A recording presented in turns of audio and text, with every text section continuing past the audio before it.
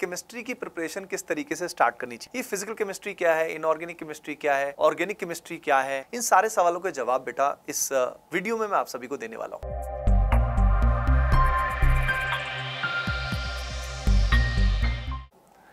बच्चों 10th से 11th में जब हम मूव करते हैं तो हमें डाउट होता है कि केमिस्ट्री की प्रिपरेशन किस तरीके से स्टार्ट करनी चाहिए, केमिस्ट्री कैसा आता है, ये फिजिकल केमिस्ट्री क्या है, इनऑर्गेनिक केमिस्ट्री क्या है, ऑर्गेनिक केमिस्ट्री क्या है, कौन कौन से चैप्टर्स ऐसे होते हैं जो सबसे इंपॉर्टेंट होते हैं। इन सारे सवालों के जवाब बेटा इस वीडियो में मैं आप सभी को देने वाला हूं, तो बहुत बहुत मजा आने वाला है। देखिए सबसे पहले अगर हम बात करें 10th से 11th जब हम मूव करते हैं तो 9th और 10th में जो हमारे चैप्टर्स होते हैं जैसे कि मेटल, नॉन मेटल्स हो गया, उसके अलावा हमारा मोल वाला पार्ट हो गया, मोल कैलकुलेशन हो गया, या कार्बन एंड इट्स कंपाउंड्स हो गया, तो उसी का आगे फर्दर डिटेलिंग हो जाता है। जैसे कि कार्बन एंड इट्स कंपाउंड्स की अगर हम बात करें और उसके बाद उसमें फर्दर डिटेलिंग जब आती है, ऑर्गेनिक केमिस्ट्री उसको बोलते हैं। तो कार्बन और उसके कंपाउंड्स की स्टडी को ही ऑर्गेनिक केमिस्ट्री बोलते हैं। तो वो पोर्शन पूरा ऑर्गेनिक केमिस्ट्री का आता है। ऑर्गेनिक केमिस्ट्री का लगभग 30 to 40% हिस्सा जो है ना, 30% ये मान लीजिए वो क्लास 11 में है और 70% हिस्सा जो है वो क्लास 12th में है। अगर हम बात करें इनऑर्गेनिक केमिस्ट्री, इनऑर्गेनिक केमिस्ट्री का 50% हिस्सा हमारा क्लास 11th में है, 50% हमारा 12th में है। और अगर हम फिजिकल केमिस्ट्री की बात करें तो उसका 60% हिस्सा जो है वो 11th में है और 40% या 50-50 मान लीजिए अप्रॉक्सीमेटली 11th-12th में ऑलमोस्ट इक्वली डिस्ट्रीब्यूटेड है। अब सारे चैप्टर्स कौन कौन से हैं ये जानने की अभी जरूरत अपने को नहीं है, लेकिन जैसे मैंने ऑर्गेनिक आपको बता दिया कि इसके अंदर क्या होता है।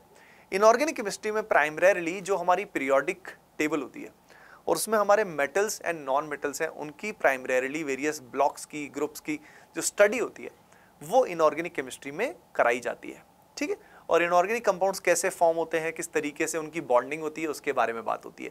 तो पीरियोडिक टेबल के बारे में बात होती है, प्रॉपर्टीज के बारे में बात होती है। तो जो आपने कोवेलेंट बॉन्ड, आयनिक बॉन्ड पढ़ा हुआ है उसी को डिटेल में थोड़ा हायर लेवल पे पढ़ाया जाता है। सिमिलरली फिजिकल केमिस्ट्री जो होती है ये केमिकल रिएक्शंस का फिजिकल एस्पेक्ट जो है उसके बारे में बात होती है, क्वांटिटी के बारे में बात होती है, मोल के बारे में बात होती है, एनर्जी के बारे में बात होती है, एनर्जी रिलीज हुई है कि नहीं हुई है, रिएक्शन पॉसिबल है कि नहीं है, फिजिबल है कि नहीं है, रिएक्शन फास्ट होगी या स्लो होगी।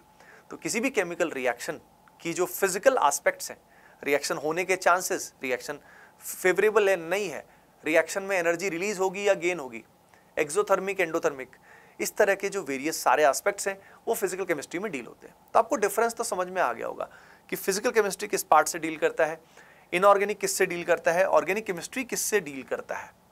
तो बच्चों जो हमारा द्रोण बैच है इसमें क्या अप्रोच होगी, तो आप सभी को मैं ये चीज़ क्लियर करना चाहता हूँ कि ये जो अप्रोच है ये बहुत सोच समझ के डिज़ाइन की गई है। और सबसे पहले जो मोस्ट इंपॉर्टेंट चैप्टर्स है अगर ये हमने अच्छे से कर लिए तो पूरी केमिस्ट्री अप टू क्लास 12 हमारी कमांड में आ जाएगी। ये मान लीजिए बेस लाइन है, बेसिक्स है।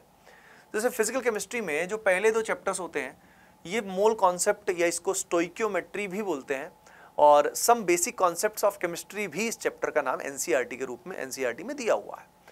तो इसमें प्राइमरीली मोल का कैलकुलेशन आता है और उसके अलावा जो रिएक्शंस होती हैं उन रिएक्शंस के दौरान मोल का कैलकुलेशन किया जाता है, यील्ड का कैलकुलेशन किया जाता है, कई कॉन्सेंट्रेशन टर्म्स हैं वो इसके अंदर आती है। तो ये हमें बहुत ढंग से कर लेना चाहिए और बहुत सारे न्यूमेरिकल्स इसमें करने चाहिए। फिर इसके बाद बात आती है एटॉमिक स्ट्रक्चर की, जिसमें एटम के अंदर कौन कौन से पोर्शंस होते हैं, बोर थ्योरी को स्टडी किया जाता है, क्वांटम मैकेनिकल मॉडल को स्टडी किया जाता है, यानी क्वांटम नंबर्स को स्टडी किया जाता है। तो ये वाला पार्ट आता है। तो ये पोर्शन आपका पूरा फिजिकल केमिस्ट्री का बेस बनाता है। अब एटॉमिक स्ट्रक्चर में आप इलेक्ट्रॉनिक कॉन्फ़िगरेशन लिखना सीखते हो, जिसके बेसिस पे ही हम स्टडी करते हैं। इनऑर्गेनिक स्टार्ट होता है, तो फिजिकल से स्टार्टिंग होती है, उसके बाद इनऑर्गेनिक केमिस्ट्री की बारी आती है। इनऑर्गेनिक में पहले पढ़ा जाता है पीरियोडिक प्रॉपर्टीज, जिसके अंदर पहले पीरियोडिक टेबल के बारे में पढ़ा जाता है, जिसका हिस्टोरिकल एस्पेक्ट आप 9th-10th में भी देख चुके हो। लेकिन उसके बाद अगर हम बात करें तो फिर बात आती है कि भाई किसी का भी इलेक्ट्रॉनिक कॉन्फ़िगरेशन देख के क्या हम उसका पीरियड ग्रुप स्पेसिफाई कर सकते हैं, और उसके बेसिस पे उसकी जो आयनाइजेशन एनर्जी है, इलेक्ट्रॉन गेन एंथैल्पी है, इलेक्ट्रॉन नेगेटिविटी है, ये सब क्या होती है और इसके ट्रेंड्स क्या होते हैं। पीरियड के अंदर अगर मैं लेफ्ट टू राइट जाता हूं या डाउन द ग्रुप जाता हूं तो कैसे वो प्रॉपर्टी वेरी करती है, वो सब इसमें सीखा जाता है। नेक्स्ट जो चैप्टर इसके बाद आता है वो आता है केमिकल बॉन्डिंग, जिसमें आयनिक बॉन्ड कैसे बनता है, कोवेलेंट बॉन्ड कैसे बनता है, बड़े मॉलिक्यूल्स की शेप ज्योमेट्री कैसे ली जाती है, यानी बहुत बेसिक लेवल पे हमने 9th-10th में पढ़ा होता है, पर उसी का डिटेल्ड वर्जन, सिग्मा बॉन्ड क्या होता है, पाई बॉन्ड क्या होता है, बॉन्डिंग कैसे होती है, उसको डेप्थ में स्टडी किया जाता है। उसकी जो थ्योरीज 9th-10th में थी वो बहुत एलिमेंट्री थ्योरी होती है, लुईस थ्योरी वगैरह करते हैं। इसमें आगे थ्योरीज जो है VSEPR theory, molecular orbital theory इसमें पढ़ाई जाती है। इससे इनऑर्गेनिक केमिस्ट्री का बेस तैयार हो जाता है ना बेटा। और इवन इनऑर्गेनिक के जो सवाल आते हैं ना, जेईई मेन में टोटल 10 आते हैं, उन 10 में से लगभग 4 क्वेश्चन इन 2 चैप्टर से आ जाते हैं, समझ रहे हो। अब ये सब करने के बाद क्या होता है, देखो 11th में कुछ और चैप्टर्स भी हैं, पर मैं बेस बता रहा हूं कि इससे आपका पूरा बेस बन जाएगा। अगर ये आपने अच्छे से कर लिया तो काम हो गया। तो 10th क्लास और 9th क्लास में अगर आपने ये चैप्टर्स आपके वीक रहे हैं कोई ना कोई, तो उसको थोड़ा स्ट्रेंथन कर लीजिए पहले से ही, ताकि क्लास 11 में दिक्कत आपको बिल्कुल भी ना आए। वैसे तो जो ये द्रोण बैच है इसमें बिल्कुल बेसिक से हम लोग आपको उठाने वाले हैं, पर स्टिल अगर आप पहले से इसको थोड़ा रिविजिट करके आएंगे तो आपके लिए एडवांटेज रहेगा। और फिर ऑर्गेनिक केमिस्ट्री की बात है, तो ऑर्गेनिक केमिस्ट्री में बेटा अगर हम बात करें तो यहाँ पे स्टार्टिंग में IUPAC नेमिंग जो होती है, IUPAC नॉमेनक्लेचर, जिसका बेसिक्स आपने पढ़ा होगा, इथेन, प्रोपेन, पेंटेन, ये सब, तो वो आता है। अपार्ट फ्रॉम दैट फिर जनरल ऑर्गेनिक केमिस्ट्री में इंडक्टिव इफेक्ट, रेजोनेंस क्या होता है, ये सारी चीजें आती हैं। और फिर आइसोमरिज्म आता है। आइसोमर भी आपने आई थिंक बेसिक लेवल पे देखा होगा। तो अगर फंडामेंटली ये जो 7-8 चैप्टर्स हैं, अगर ये आपने ठीक से कर लिए, केमिस्ट्री का बेस आपका इतना अच्छा बन जाएगा कि फिर आपको क्लास 12th में कोई दिक्कत नहीं आएगी और 11th के बाकी चैप्टर्स में भी कोई भी दिक्कत नहीं आएगी। बस केमिस्ट्री में यही ध्यान रखने की बात है कि you have to solve. Physical chemistry में आपको बहुत सारे न्यूमेरिकल्स करने हैं, और इनऑर्गेनिक केमिस्ट्री और ऑर्गेनिक में खास तौर पे आपको जो थ्योरेटिकल अंडरस्टैंडिंग है वो ढंग से डीपली डेवलप करनी है। Again practice is the key, जितने क्वेश्चंस करोगे उतना ही आपके लिए अच्छा रहेगा। अब बात आती है कि हम इसके लिए, केमिस्ट्री के लिए कौन सा मटेरियल रिकमेंड करते हैं। तो बेटा एक तो द्रोण बैच के अंदर जो मटेरियल हम देते हैं, जो क्लास में आपको कराते हैं, that is more than enough for you. आपके लिए वो काफी रहता है, that is more than sufficient for JEE Main as well as JEE advanced.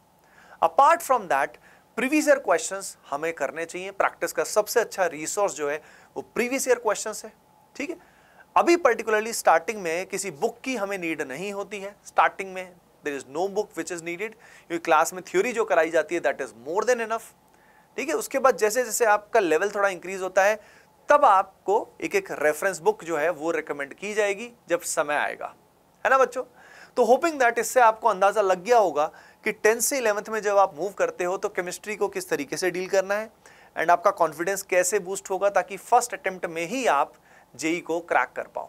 Okay बच्चों, होपिंग दैट इस वीडियो से आपको हेल्प मिली होगी। Bye bye, take care and keep doing well, love you all.